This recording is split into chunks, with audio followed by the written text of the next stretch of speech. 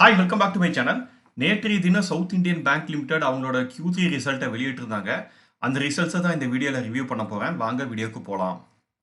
இந்த Q3ல bank generate பண்ண operating profit எவ்வளோன்னு பார்த்தீங்கன்னா 584 கோடியாக இருக்குது. இதே ப்ரீவியஸ் இயர் Q3ல பார்த்தீங்கன்னா 528 கோடியாக இருக்குது. ஸோ இயர் ஆன் இயரில் 10% இம்ப்ரூவ் ஆயிருக்கு ஆப்ரேட்டிங் ப்ராஃபிட்.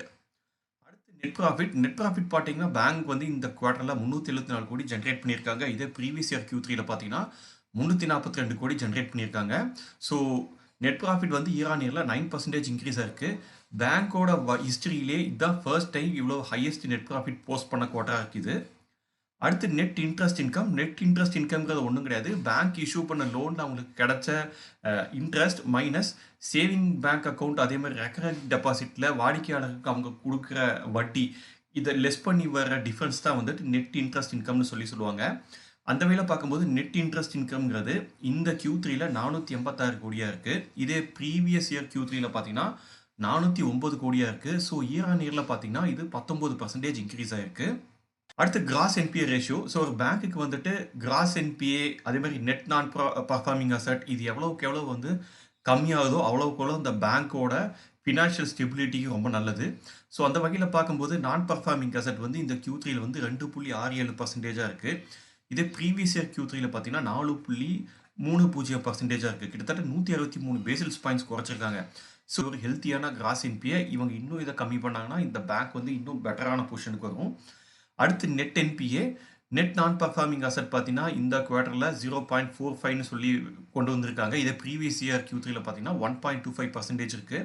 ஸோ நெட் நான் பர்ஃபார்மிங் அசட் வந்துட்டு பிலோ 2 இருந்தால் அது பெட்டரான ஒரு ஃபிகர்ஸ்னு சொல்லுவாங்க. ஸோ அந்த வகையில் பார்க்கும்போது ஆல்ரெடி அவங்களுக்கு வந்து ப்ரீவியஸ் இயர் Q3லே வந்துட்டு நெட் என்பிஏ வந்து 1.25 தான் இருக்குது. இந்த Q3ல நல்லா குறைச்சிட்டாங்க. கிட்டத்தட்ட 80 பேசிஸ் பாயிண்ட்ஸ் கம்மி பண்ணியிருக்காங்க. இது ஒரு பெரிய இம்ப்ரூவ்மெண்ட். அடுத்து ஸ்லிப்பேஜ் ரேஷியோங்கிறது ஒன்றும் கிடையாது.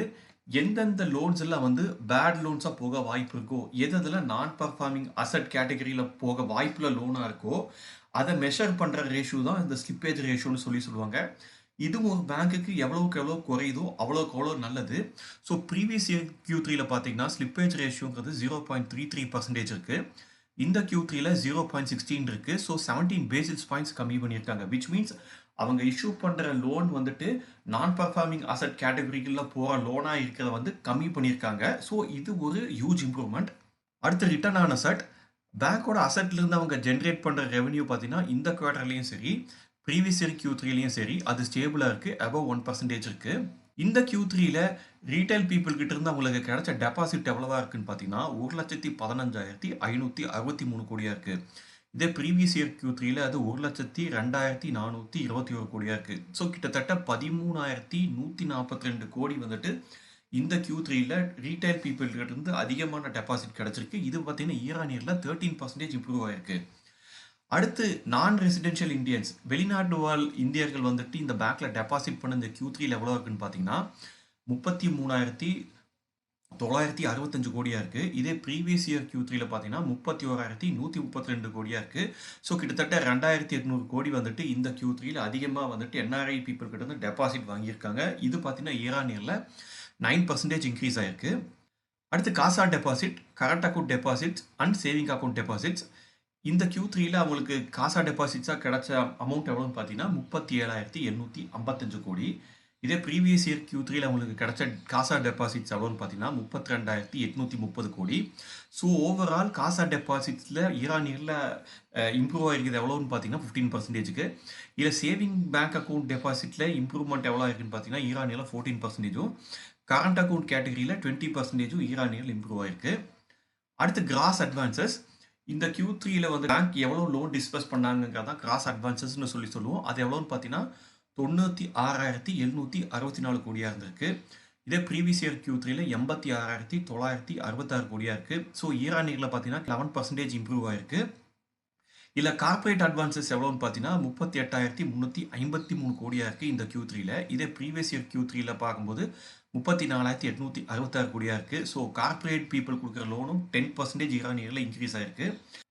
அடுத்து பிஸ்னஸ் செக்மெண்ட்ல இவங்க கொடுத்த லோன் எவ்வளோன்னு பார்த்தீங்கன்னா இன்க்ளூடிங் மைக்ரோ லெண்டிங் இது 18,553 கோடியாக இருக்குது. இதே ப்ரீவியஸ் இயர் Q3ல 16,546 கோடியாக இருக்குது. ஸோ இயர் ஆன் இயரில் 12% இன்க்ரீஸ் ஆயிருக்கு. அடுத்து கோல்ட் லோன் போர்ட்ஃபோலியோ. இவங்க கோல்ட் லோன் போர்ட்ஃபோலியோ பார்த்தீங்கன்னா, இந்த குவார்ட்டர்ல 21,303 கோடி கோல்டுக்கு எகெய்ன்ஸ்டா லோன் குடுத்துருக்காங்க. இதே ப்ரீவியஸ் இயர் Q3ல பார்த்தீங்கன்னா, அது 16,966 கோடியா இருக்கு. ஸோ இயர் ஆன் இயர்ல 26% இம்ப்ரூவ் ஆயிருக்கு இந்த கோல்ட் லோன் போர்ட்ஃபோலியோ. அடுத்து இவங்க குடுத்த வெஹிக்கிள் லோன் இந்த Q3ல எவ்வளவா இருந்திருக்குன்னு பார்த்தீங்கன்னா, 2,393 கோடியா இருக்கு. இது ப்ரீவியஸ் இயர் Q3ல இது 1,138 கோடியா இருக்கு. ஸோ இயர் ஆன் இயர்ல பார்த்தீங்கன்னா, 24% இம்ப்ரூவ் ஆயிருக்கு. Finally capital adequacy ratio. இந்த ரேஷியோ ஒரு பிரைவேட் பேங்க்குக்கு 15 அண்ட் அபவ் இருந்தால் அது பெட்டரான கேபிட்டல் அடிகசி ரேஷியோ பர்சன்டேஜ்னு சொல்லுவாங்க. ஸோ அந்த வகையில் பார்க்கும்போது இந்த Q3ல பேங்கோட கேபிட்டல் அடிகசி ரேஷியோ 17.84% இருக்கு. இதே ப்ரீவியஸ் இயர் Q3ல பார்த்தீங்கன்னா 18% இருக்கு. என்னதான் வந்து ஸ்லைட்டாக இந்த கேபிட்டல் அடிகசி ரேஷியோ வந்துட்டு இயர் ஆன் இயர்ல டிப்பாக இருந்தால் கூட ஸ்டில் இது ஒரு ஸ்ட்ராங்கான கேபிட்டல் அடிகசி ரேஷியோ தான். ஸோ பேங்க் வந்து குவார்ட்டரில் வந்துட்டு எல்லா மெட்ரிக்லையுமே வந்து நல்லா ஸ்ட்ராங்காக பர்ஃபார்ம் பண்ணியிருக்காங்க. அவங்களோட ப்ராஃபிட்டை இம்ப்ரூவ் பண்ணியிருக்காங்க. அதே மாதிரி டெபாசிட்ஸையும் வந்து இன்க்ரீஸ் பண்ணியிருக்காங்க. லோன் லெண்டிங் பிஸ்னஸ்லேயும் வந்து பெருமளவு வந்து இம்ப்ரூவ்மெண்ட் காமிச்சிருக்காங்க. அதே மாதிரியே பார்த்தீங்கன்னா நல்லா ஸ்ட்ராங்கான கேபிட்டல் அடிகசி ரேஷியோ வச்சிருக்காங்க. ஸோ என்னை பொறுத்த வரைக்கும் இந்த பேங்க் வந்து எக்ஸலண்ட்டான ரிசல்ட் கொடுத்துருக்காங்க இந்த Q3ல. ஸோ இந்த காரணங்கள்னால தான் இந்த பேங்கோட ஷேர் ப்ரைஸ் வந்து இன்னைக்கு 3% இன்க்ரீஸ் ஆயிருக்கு. ஸோ அவ்வளோதாங்க. சவுத் இந்தியன் பேங்கோட Q3 ரிசல்ட் சம்மந்தமான அத்தனை டேட்டாவை இங்கே நான் ப்ரெசென்ட் பண்ணிட்டேன். ஐ ஹோப் இந்த இன்ஃபர்மேஷன்லாம் உங்களுக்கு யூஸ்ஃபுல்லாக இருக்குன்னு நினைக்கிறேன். இந்த வீடியோ பற்றி உங்களுடைய கருத்துக்களை மறக்காமல் கமெண்ட் செக்ஷனில் பதிவு பண்ணுங்கள். மீண்டும் வேற ஒரு வீடியோவில் சந்திக்கலாம். அது வரைக்கும் பபாய்.